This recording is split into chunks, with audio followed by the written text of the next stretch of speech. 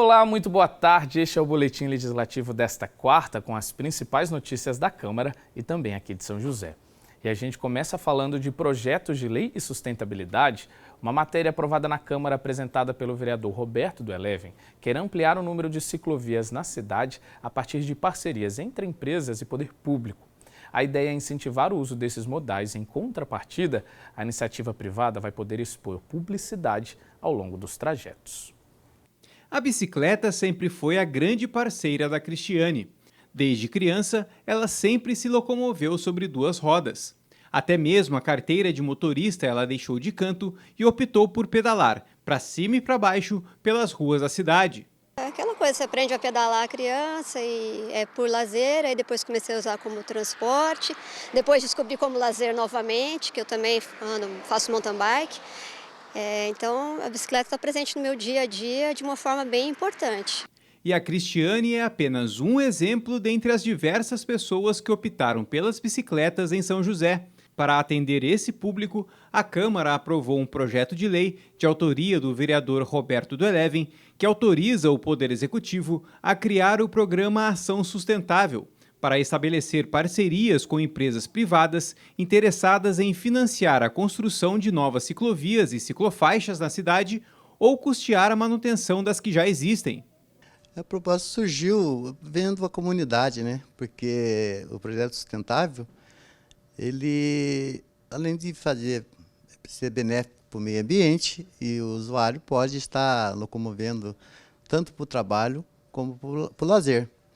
E a empresa que vai cuidar da ciclovia ao longo do trecho, ela pode fazer seus anúncios, né? E com isso a prefeitura ganha. Por quê?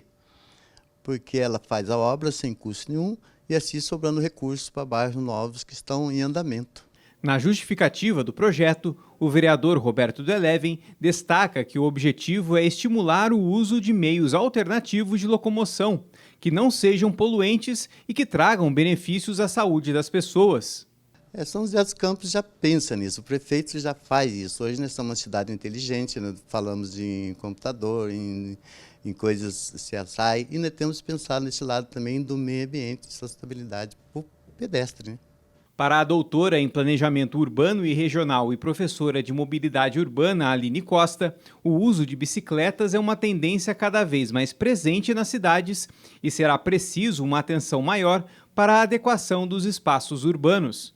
Nos países mais desenvolvidos, né, já vem se priorizando já o uso do transporte individual, de transportes não poluentes, né? Só que aqui no Brasil a gente ainda está construindo a cidade do automóvel, né? A cidade das rodovias, das pontes estaiadas. Então a gente ainda está com esse modelo de cidade. Então não dá para construir também uma cidade para o pedestre, sendo que a gente ainda está priorizando o veículo automotor. Então seria bom isso começar enquanto ainda tem como está fazendo essas modificações na cidade.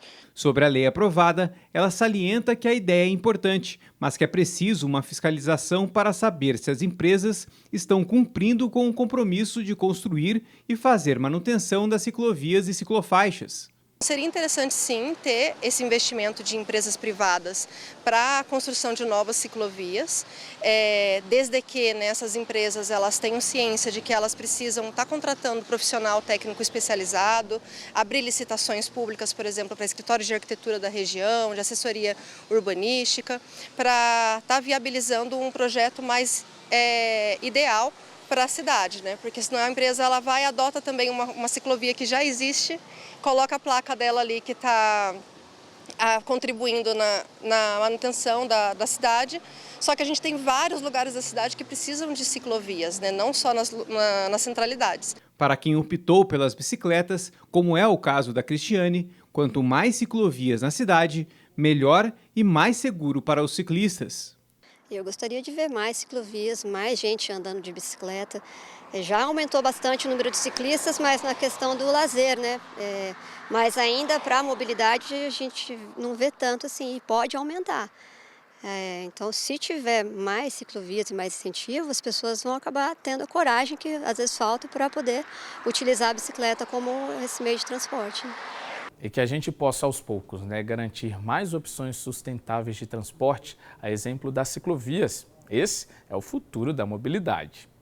Bom, já que falamos de projetos de lei, amanhã, a partir das 4 horas da tarde, tem sessão aqui na Câmara, a primeira do ano, que marca aí o início dos trabalhos legislativos. E para a gente te ajudar com todos os detalhes de como funcionam as sessões, a gente vai chamar a repórter Tamires Vick, que vai trazer todas as informações. Tamires, é com você.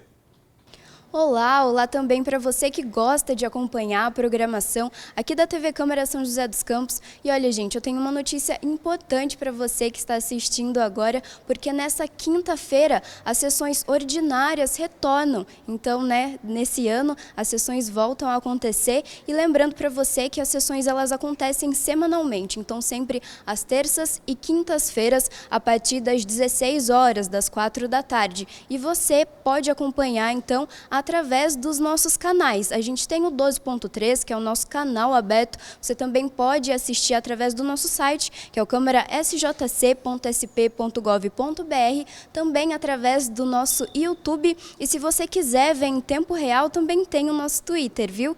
E olha, tudo isso, gente, é muito importante porque são nas sessões ordinárias que os vereadores falam, sobre os trabalhos que eles estão desenvolvendo. Então, desde os projetos que eles estão apresentando e que serão votados, também tem todas as indicações, necessidades, que a população tem apresentado para os vereadores. Todas essas discussões, todos esses debates, eles trazem para as sessões ordinárias e também para discutir, para mostrar para você, antes de tudo ser aprovado, e ser levado para o Poder Executivo. Então, se você quiser acompanhar, continue ligado na TV Câmara, no canal 12.3. Essas são as informações de hoje e a gente volta para a redação. Muito obrigado, Tamires. E claro que eu reforço aqui, a primeira sessão do ano é amanhã, 4 horas da tarde, com transmissão ao vivo pela TV Câmara. Mudando um pouco de assunto, eu te faço uma pergunta. Você está em busca de emprego aqui em São José? Então é só acompanhar com a gente as vagas de trabalho disponíveis no PAT, na nossa agenda de serviços.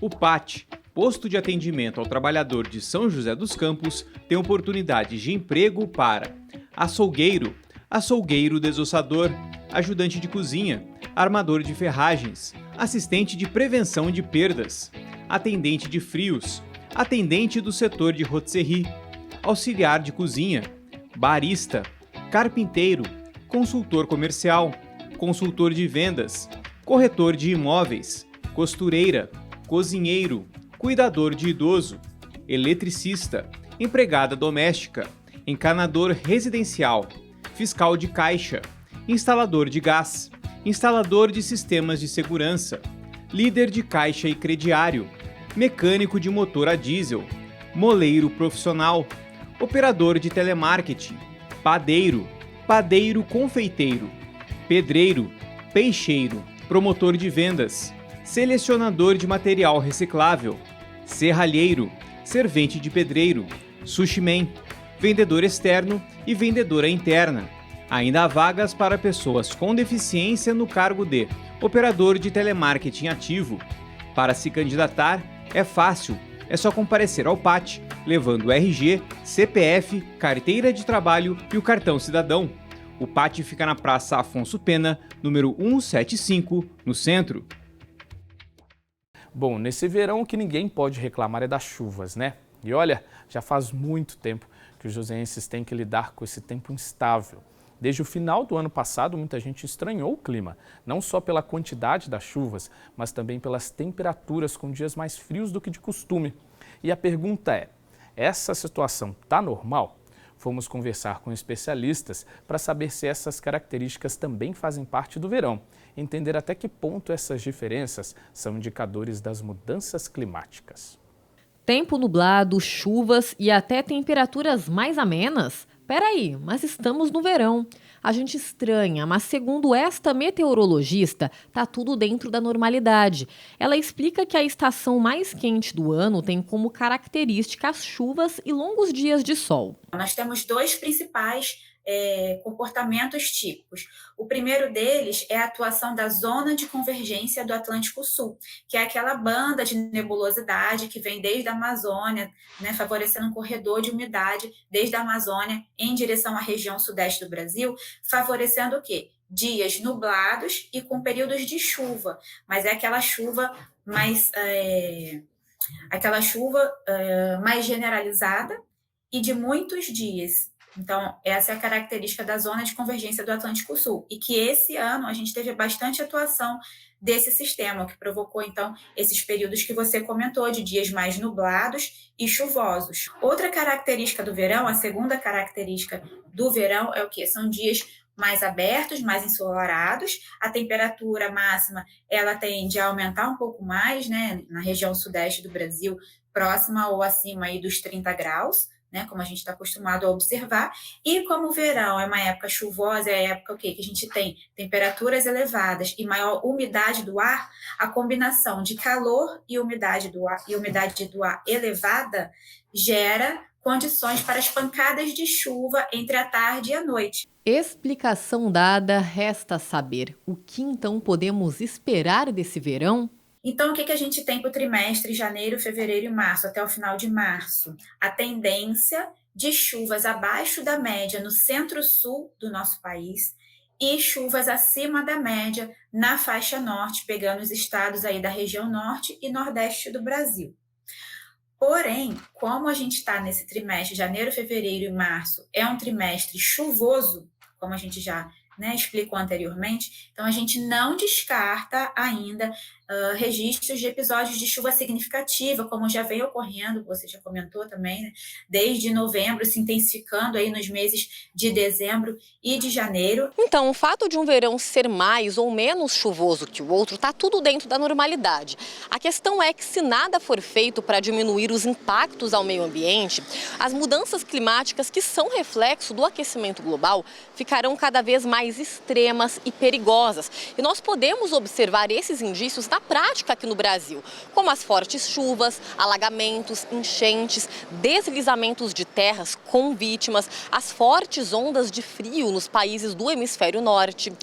Tudo isso é mais um sinal de que precisamos agir urgente. As mudanças climáticas são uma consequência do aquecimento global, não? Então, o que nós estamos experimentando no presente e nas recentes décadas, não só no Brasil, em todo o mundo, é o que nós podíamos chamar de extremos da variabilidade climática, não? Ou seja, estamos tendo estações de verão quentes, invernos relativamente quentes, mas com alguns dias muito frios. E detalhe, quando falamos em clima, também discutimos direta e indiretamente sobre sociedade, economia e meio ambiente, claro. Geralmente os impactos acontecem em áreas mais pobres ou em áreas de risco. Um clima com uma combinação de seca, por exemplo, pode ter impactos graves na população, particularmente na segurança alimentar, ou seja, comida. Um clima combinado com úmido pode ajudar a propagação de doenças como cólera ou dengue, não? E outras. Ou, como nós tivemos no caso do Pantanal, uma combinação de uma seca com uma onda de calor. Em 2020 foi aquilo que gerou esse número recorde de incêndios. E mesmo com as chuvas mais intensas do que nos últimos anos, é preciso a atenção do poder público e de toda a sociedade, já que com a chegada do outono, a partir do fim de março, também se inicia um longo período de estiagem, o que acende um alerta sobre a situação de nossas represas e também do abastecimento de água. E a estação seca geralmente passa a ser mais quente, o consumo de água da população muitas vezes aumenta, às vezes exageradamente. Então, aquele pequeno aumento na reserva que nós temos nos reservatórios agora, talvez pode ajudar agora, mas se não chove mais e se não tomamos as medidas necessárias, podemos entrar em uma situação de risco. E se o verão já não é mais o mesmo, agora com as chuvas mais intensas e até temperaturas amenas, fica uma reflexão. Talvez este seja um recado que vem sendo dado há bastante tempo. Nosso planeta pede mudanças urgentes para que a natureza não reaja de forma violenta.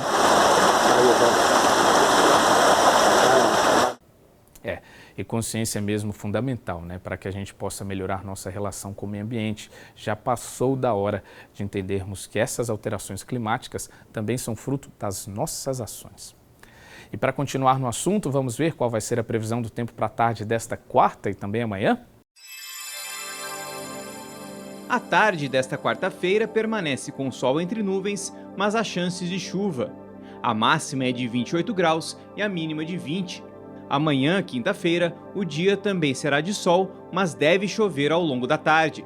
A máxima será de 28 graus, com mínima de 19. E um lembrete para os pais e estudantes de São José: amanhã voltam as aulas nas escolas municipais. E esse recado vale para os 46 mil estudantes matriculados, inclusive para as 17 escolas que foram municipalizadas no ano passado. Atenção aí para o horário das aulas, para ninguém chegar atrasado ou perder o primeiro dia. Um começo de ano maravilhoso aí para todos os estudantes. E é isso, esse foi o boletim desta quarta. Eu agradeço pela companhia, tenham todos uma ótima tarde e a gente volta a se encontrar amanhã. Até mais!